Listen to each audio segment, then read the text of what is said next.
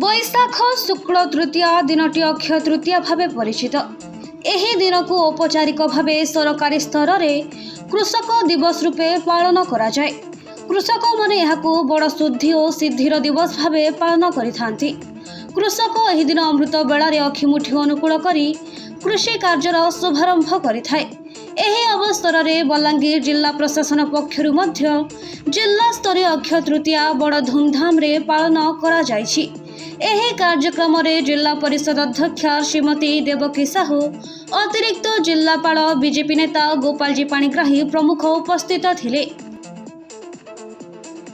चाषी मान गोटे अक्षय तृतीया बड़ उत्सव आई अवसर में मुझे सब चाषी भाई को अक्षय तृतीया उपलक्षे समस्त को शुभेच्छा जनाऊँ समस्त को मोर जुहार। आज आम जिला स्तरीय आम पालन कर अक्षय तृतीया यहाँ पहला वर्ष नुहे से आम जब जिला परिषद प्रेसिडेंट हिसाब सब जोग दे बहुत खुशी लगती। आमर बहुत चाषी मैंने आसिक जोग देसन आम जिला स्तरीय कार्यक्रम रे। आज मुई आशा करुचे जे ये वर्ष भल कर चाषबास हेबा आ पानी भी भल वर्षा हेबा आउ चाषी भल कर तार धान अमल करि पारबा। तो आमे देखमा चाषी भाई माने सब माने ताकर धान बहुत परिश्रम करछन से माने गोटे खाद्य जोगौछन। आमे चाषी मानकर सब प्रोटेक्शन के हेबा तांकु सहयोग सब करबार कथा। वर्तमान भी आमे जदि देखमा चाषी सब हैरान माने होउची। वर्तमान मध्य धान नाई उठवार चाल आमर खरीफ रो धान ही सारलान आ आमर धान भी मंडी रे टोकन नाई आसबार के जनकर चाषी। तो मुई निवेदन करमी सरकार को जे सुरक्षित भाव में केन्दारी चाषी सहयोग करी करी धान ठीक हिसाब रे तांकर उठी पारबा से चेष्टा करूँ। आउ चाषी को सब प्रकार सहयोग मिलू आउ सार हो खत हो किंबा जे प्रकार पानी हो सब प्रकार व्यवस्था केन्दा हे पारबा से प्रकार योजना नहीं करी चाषी आगामी दिन माने भल करी अमल करी पारबा से प्रति ध्यान जाऊ बोली आज दिन में कहबार लगी चाहिए। आज पवित्र अक्षय तृतीया अवसर रे आज आम सारा ओडिशा रे कृषक दिवस पालन करा होची। तो देश रे हम बलांगीर जिले रे भी हमर एठी आम कृषक दिवस पालन करूची। आई अवसर रे मु समस्त को सब आम जो अन्नदाता कृषक मान को भी शुभेच्छा जनाऊँ। आउ मो भगवान पाखे या प्रार्थना करी जे आगामी दिन में यही वर्ष यही खरीफ ऋतु रे चाषी मुखरे हस उठू एवं चाष बहुत बढ़िया हो।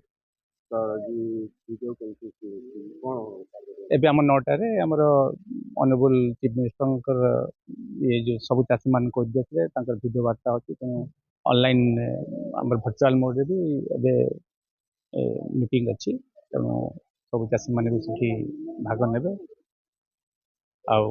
आम आज चाष जो अनुकूल आज आरंभ होती उद्देश्य भी आमर आजिकार जो कार्यक्रम है पवित्र अक्षय तृतीया अवसर जिला स्तरीय कृषक दिवस समारोह होता योगदान करते अक्षय अनुदान करते कौन कहले प्रकृत आज पवित्र अक्षय तृतीया यहाँ केवल बलांगीर नुहे सारा भारत वर्ष रे चाषी माने पालन करुछन। आ परिप्रेक्षी सर्वप्रथम रे मुई चाषी भाई मान को शुभेच्छा ज्ञापन करमी अभिनंदन ज्ञापन करमी एवं आमर भारतीय संस्कृति भारतीय परंपरा अनुसार आज मुठी छुईसन बोलिक कह जाए धान धरिक मुठी छुआ कार्यक्रम जिला तरफ आयोजन करा सरी जाइए।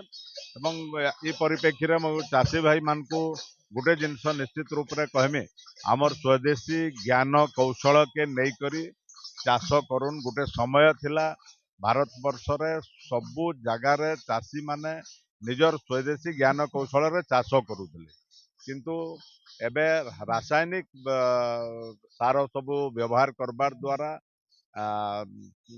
जमी माटीर नष्ट होचे माटीर उर्वरता कमुचे एवं फेर थरे लोके एबे बायो फर्टिलाइजर ताके व्यवहार करुछन ताके व्यवहार कर चाषी भाई माने पूर्व भलिया चाष करुन एवं समस्ते सुस्थ रहून।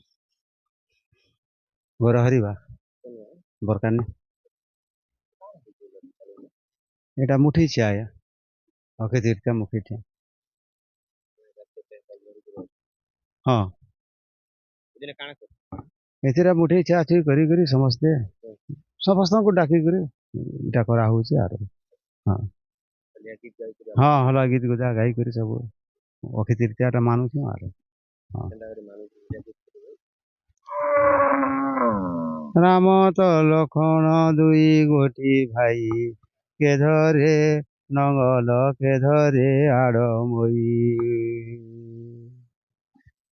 ବାଟର ବିନୁ ଆଗର ଜି ଉଠେ ବହୁ, କାହାଗର ବହୁରେ।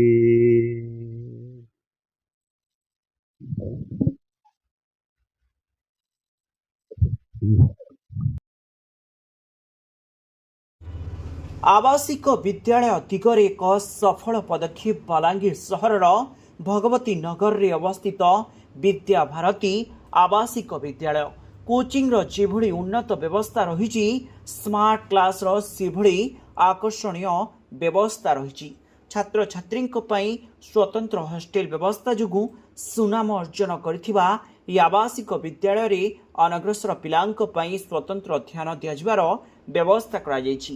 ଏଥିସହିତ କମ୍ପ୍ୟୁଟର ଶିକ୍ଷାର ବ୍ୟବସ୍ଥା ଏବଂ ଯାତାୟାତ ପାଇଁ ବସ୍ର ବ୍ୟବସ୍ଥା ଯୋଗୁଁ ଛାତ୍ରଛାତ୍ରୀଙ୍କ ଭିତରେ ଉତ୍ସାହ ସୃଷ୍ଟି ହୋଇଛି। ବିଦ୍ୟାଭାରତୀ ଆବାସିକ ବିଦ୍ୟାଳୟରେ ନିଜ ପିଲାଙ୍କୁ ଆଡମିସନ କରାଇବା ପାଇଁ ଯୋଗାଯୋଗ କରନ୍ତୁ। Mobile number 9438311711 9437320855।